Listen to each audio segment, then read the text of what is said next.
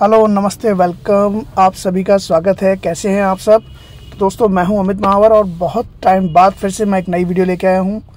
सबसे पहले तो आपका स्वागत है कार्स डॉक पे। तो दोस्तों, आज मैं लेके आया हूं आपके लिए i20 एस्ट्रा मॉडल। तो आज हम इसकी पूरी कंप्लीट एसी यूनिट रिप्लेस करने वाले हैं। इस गाड़ी में एसी बिल्कुल नहीं चल रहा था, कूलिंग बिल्कुल नहीं थी और मोस्टली यूनिट इसकी टाउन लेवल पर चल रही थी। तो चलिए आपको दिखाते हैं कि हम इस गाड़ी में क्या क्या पार्ट चेंज करेंगे और कौन कौन से पार्ट लगाएंगे। तो शुरू करते हैं वीडियो। और वीडियो शुरू करने से पहले आपसे एक रिक्वेस्ट है कि मेरे YouTube चैनल को लाइक, सब्सक्राइब और शेयर करना बिल्कुल ना भूलें। तो चलिए शुरू करते हैं। यहाँ आप देख रहे होंगे हमने डैशबोर्ड पूरा रिमूव कर दिया है इसका। ऑलमोस्ट ज़्यादातर यूनिट हम बाहर निकाल चुके हैं। अब हम इसके अंदर से ब्लोअर फैन बाहर निकालेंगे और कूलिंग कॉइल बाहर निकालते हैं।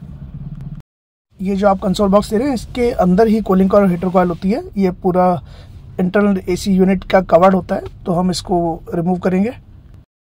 दोस्तों, बहुत सावधानी के साथ और एक्सपर्ट मैकेनिक या एसी इलेक्ट्रिकल के साथ ही ये यूनिट रिमूव की जाती है। स्टीयरिंग हटाया जाता है सबसे पहले, फिर डैशबोर्ड के साइड के कंपोनेंट हटाए जाते हैं, धीरे धीरे वायर इसकी रिमूव की जाती है और काफ़ी सावधानी का काम होता है। इसलिए पेशेंसफुली आप काम कराएं, जिससे भी कराएं। कभी कभी किसी कस्टमर को बहुत ज़्यादा जल्दी होती है, तो जल्दबाजी ना करें। आप पैसा खर्च कर रहे हैं तो अपने इलेक्ट्रिकल या एसी वाले से ज़रूर कहें कि इत्मीनान से काम करें और अच्छे से यूनिट चेक करके काम करके ही आपको दे। तो आप भी जल्दबाजी ना करें गाड़ी लेने में।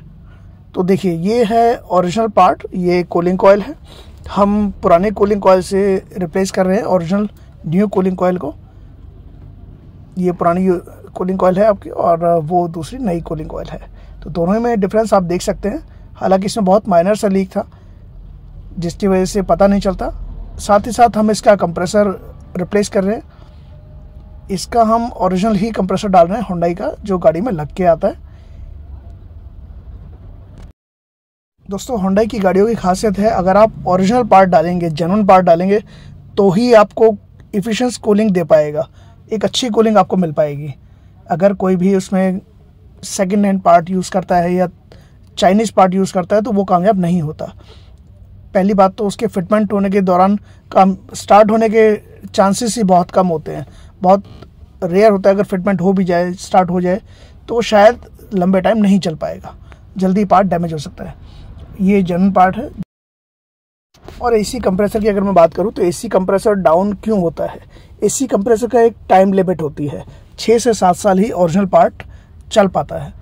इस पार्ट का ख़राब होने का रीज़न था इसकी मैग्नेट कॉइल। मैग्नेट कॉइल जलने की वजह से इसका इंटरनल पार्ट भी जैम हो गया। इसीलिए हम लोग कंप्रेसर रिप्लेस कर रहे हैं।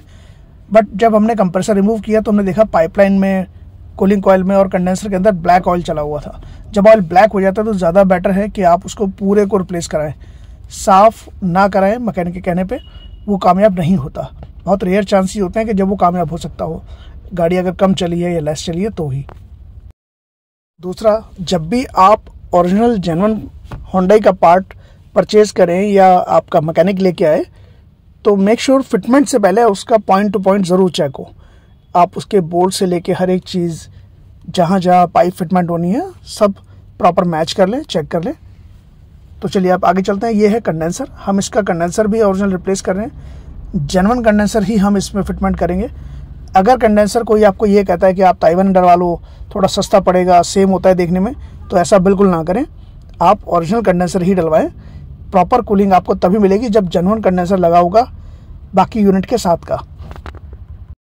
दोस्तों, कंडेंसर के साथ साथ अगर आपको ये लगता है कि कोई पाइप इसका ख़राब है या ज़्यादा पुराना हो गया, तो पाइप भी ज़रूर चेंज कराएं। कोई ज़्यादा कॉस्ट नहीं आता, कोई फ़र्क नहीं पड़ता। जहाँ आप 30-35 हज़ार रुपये खर्च करेंगे, वहाँ 500-700 हज़ार रुपये तक और खर्च कर सकते हैं, ताकि आपको ओरिजिनल चीज़ मिल जाए। तो चलिए रीफिटमेंट स्टार्ट करते हैं। हम सबसे पहले कूलिंग कॉइल से ही स्टार्ट कर रहे हैं। कूलिंग कॉइल हम इसकी रिप्लेस करेंगे।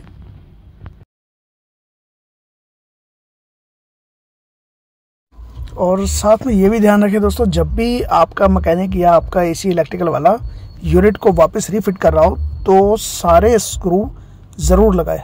अक्सर बहुत से मैकेनिक जल्दबाजी में या जानबूझ के, चलो कोई फ़र्क नहीं पड़ता, एक आध स्क्रू छोड़ देते हैं, नहीं लगाते।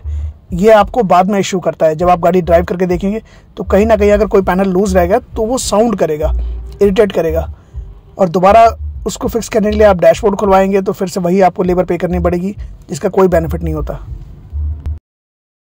एंड दोस्तों I tell you one more thing, बहुत इंपॉर्टेंट बात है, जब भी आप यूनिट चेंज करा रहे होते हैं तो कोशिश ये कीजिए कि आप पूरी यूनिट चेंज कराएं। अगर आपका मैकेनिक ये कहता है कि उसकी हीटर कॉइल ठीक है सर, अभी चल जाएगी, तो अभी चल जाएगी कि पीछे मत जाइएगा। आप ये देखिए, अगर आपकी यूनिट को 6 से 7 साल हो चुके हैं और आप पूरी यूनिट चेंज कर रहे हैं तो हीटर कॉइल ज़रूर चेंज कराएं।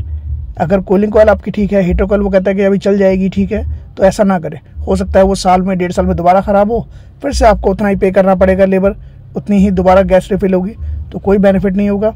कंप्लीट यूनिट एक बार चेंज कराएं, ज़्यादा अच्छा रहेगा अगर आपको गाड़ी आगे कंटिन्यू करनी है तो।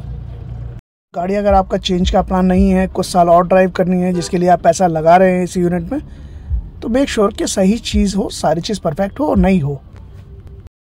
इंटरनल फिटमेंट सारी होने के बाद अब बारी आती है इसके एसी फिल्टर की।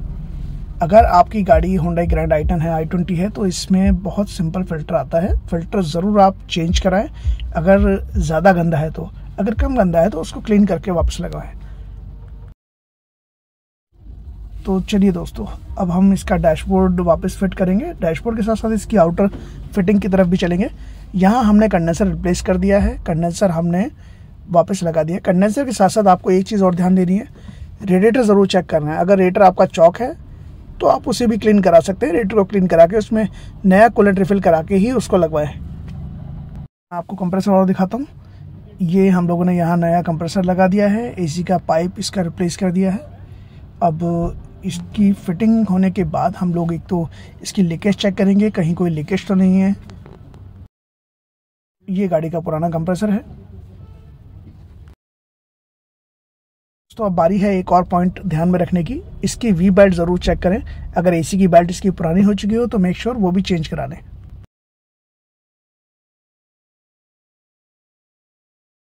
तो चलिए अब आपको दिखाते हैं अंदर की यूनिट। हम लोगों ने इंटरनल यूनिट फिट करने के बाद डैशबोर्ड पूरी तरह लगा दिया है, स्टीयरिंग लगा दिया है, गियर लीवर वगैरह वापस हम लोग फिक्स कर चुके हैं। तो अंदर का काम हमारा पूरा हो गया है। अब बाकी बारी है बाहर के काम की। दोस्तों मैं आपको फिर से दिखा देता हूँ, हमने इसमें हैनन कंपनी का कंडेंसर यूज़ किया है। बाकी पार्ट हमने Hyundai के प्रॉपर परचेज करके यूज़ किए हैं, जो चेंज किए हैं। तो अब हमारी गाड़ी ऑलमोस्ट फिटमेंट के आसपास है। यहाँ हम लोग कंप्लीट गाड़ी कर चुके हैं, इसकी लीकेज चेक कर चुके हैं, गैस फिलिंग हो चुकी है, कूलिंग बहुत अच्छी है। तो अब ये डिलीवरी के लिए तैयार है। तो अब हम कस्टमर को ये गाड़ी डिलीवर करते हैं। उम्मीद करता हूँ ये वीडियो आपको पसंद आया होगा। जल्दी मिलेंगे नेक्स्ट वीडियो में, तब तक लिए टिल देन गुड बाय।